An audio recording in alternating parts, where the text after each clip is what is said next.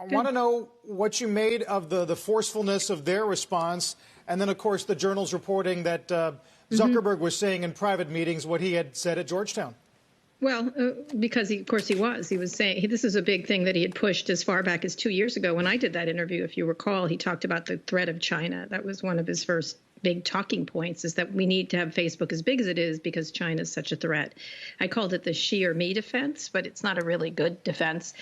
So it's not a surprise. That's where, if there's a pain point, that's where he'll push. As to the lawsuit, of course they'll do that. I mean, this is unprecedented that they're doing, and there's a lot of U.S. shareholders. There's a lot of U.S. employees. And so I would think they'd want to bring this to the court, so at least it can't be done by fiat. It has some, scrutiny by others besides President Trump. But you don't think they harbor any illusions about what's likely to happen to their operations, or is it in question? I think who knows? I think it's interesting. We talked about that this week on Pivot Live that we had, is that the Chinese just might wait everybody out, which is a tendency they have to. They've got enough time. We're in the middle of an election. You don't know quite what the Biden administration is going to do if they win office. And so, to drag it out is probably the best strategy of all, and then deal with it post-election. And they certainly are within that time frame, right? Because even though if President Trump loses, he'll be in office until January, but he'll be under a lot of pressure in general. And there will be the Biden administration that can turn back whatever he does. And then if he wins, they can deal with him after that. And it depends on how big the win is or anything else. So it seems to me that going to court is probably the smartest thing, and to air these issues so that it doesn't just get it makes sense to me. And Kara, how do you see this lawsuit impacting those acquisition talks?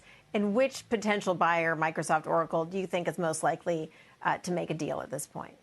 Oh, Microsoft, completely. I mean, Oracle doesn't have any business being in this deal, but that's all right. It's okay to have more people bidding for a company, although this is a forced bid. Let's just keep that in mind. Whatever, issues we have with China, this is problematic in lots of levels. And so there's going to be a lot of lawsuits from a lot of people.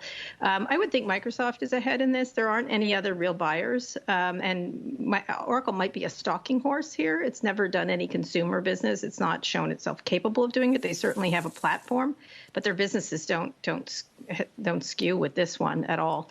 So I would assume it's Microsoft, but at the same time, I think Microsoft knows it's a problematic purchase, and it's going to take a lot of time and attention from its leaders once they do acquire it, and we'll see where that goes from there. But there's big issues here and big legal issues, and it should be.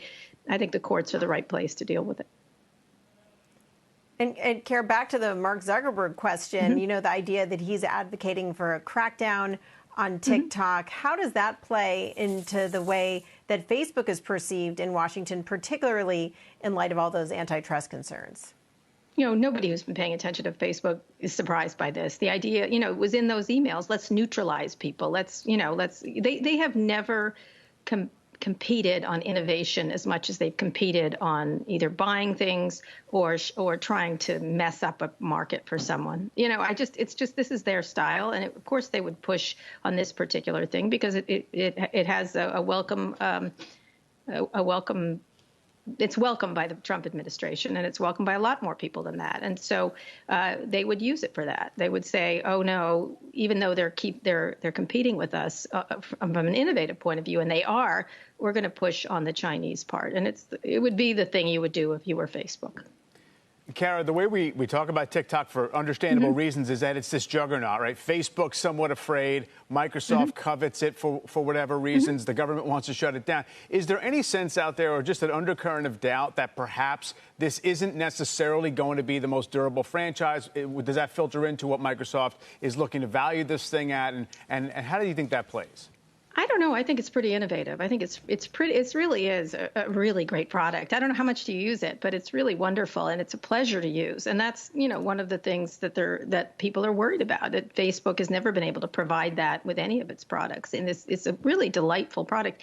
And it doesn't mean it's going to take down Facebook by any stretch. Facebook does 50 more things than TikTok does. But it really is. It shows a glimmer of competition in a way that's significant, just the way Snapchat did. And Facebook came down on that company like a ton of bricks, That's what giants do. They try to crush any competition. That's their nature.